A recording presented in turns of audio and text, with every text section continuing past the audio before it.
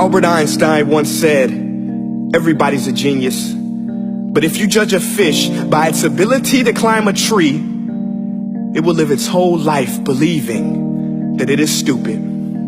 Ladies and gentlemen of the jury, today on trial we have modern day schooling. Glad you could come. Not only does he make fish climb trees, but also makes them climb down and do a 10-mile run. Tell me, school, are you proud of the things you've done?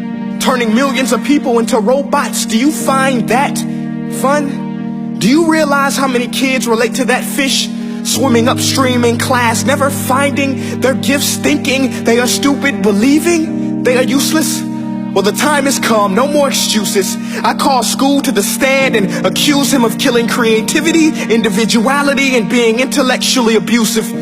He's an ancient institution that has outlived his usage. So, Your Honor, this concludes my opening statement, and if I may present the evidence of my case, I will prove it. Proceed. Exhibit A. Here's a modern day phone. Recognize it? Here's a phone from 150 years ago. Big difference, right? Stay with me. Here's a car from today, and here's a car from 150 years ago. Big difference, right? Well, get this. Here's a classroom of today, and here's a class we used 150 years ago. Now, ain't that a shame? In literally more than a century, nothing has changed. Yet you claim to prepare students for the future?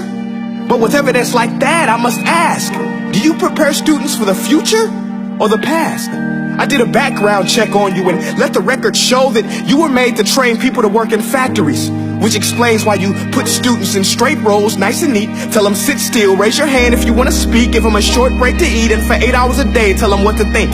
Oh, and make them compete to get an A letter which determines product quality, hence grade A of meat. I get it. Back then, times were different. We all have a past. I myself am no Gandhi. But today, we don't need to make robot zombies. The world has progressed. And now we need people who think creatively, innovatively, critically, independently, with the ability to connect. See, every scientist will tell you that no two brains are the same. And every parent with 2 or more children will confirm that claim. So please explain why you treat students like cookie cutter frames or snapback hats, giving them this one-size-fits-all crap. Watch your language. Sorry, Your Honor, but if a doctor prescribed the exact same medicine to all of his patients, the results will be tragic. So many people will get sick, yet when it comes to school, this is exactly what happens, this educational malpractice, where one teacher stands in front of 20 kids, each one having different strengths, different needs, different gifts, different dreams, and you teach the same thing the same way? That's horrific. Ladies and gentlemen, the defendant should not be acquitted. This may be one of the worst criminal offenses ever to be committed. And let's mention the way you treat your employees. Objection. Overruled. I want to hear this. It's a shame. I mean, teachers have the most important job on the planet, yet they're underpaid? No wonder so many students are short-changed. Let's be honest. Teachers should earn just as much as doctors, because a doctor can do heart surgery and save the life of a kid. But a great teacher can reach the heart of that kid and allow him to truly live. See, teachers are heroes that often get blamed, but they're not the problem. They work in a system without many options or rights. Curriculums are created by policymakers, most of which have never taught a day in their life. Just obsessed with standardized tests. They think bubbling in a multiple choice question will determine success. That's outlandish. In fact, these tests are too crude to be used and should be abandoned, but don't take my word for it. Take Frederick J. Kelly, the man who invented standardized testing, who said, and I quote, "These tests are too crude to be used and should be abandoned." Ladies and gentlemen of the jury, if we continue down this road, the results will be lethal. I don't have much faith in school, but I do have faith in people.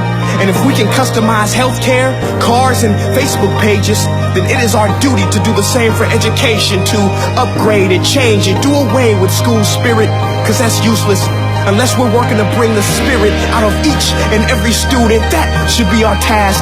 No more Common Core. Instead, let's reach the core of every heart in every class. Sure, math is important, but no more than art or dance. Let's give every gift an equal chance. I know this sounds like a dream, but countries like Finland are doing impressive things. They have shorter school days. Teachers make a decent wage. Homework is non-existent, and they focus on collaboration instead of competition. But here's the kicker, boys and girls. Their educational system outperforms every other country in the world. Other places like Singapore are succeeding rapidly. Schools like Montessori, programs like Khan Academy. There is no single solution, but let's get moving. Because while students may be 20% of our population, they are 100% of our future. So let's attend to their dreams, and there's no telling what we can achieve. This is a world in which I believe, a world where fish are no longer forced to climb trees. I'll rest my case.